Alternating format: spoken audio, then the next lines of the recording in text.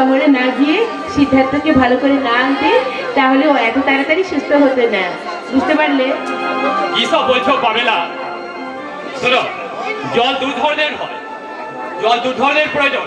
এক ধরনের জল, যে জলে মানুষ স্নান করে পরিষ্কার হয়, শুদ্ধ হয়, পবিত্র হয়।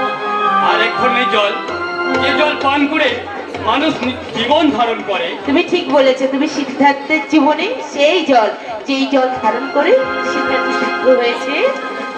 আর সত্যি তুমি।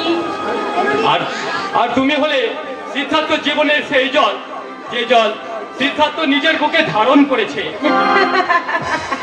আমরা দুজনেই হলাম কবিগুরুর শেষের কবিতা।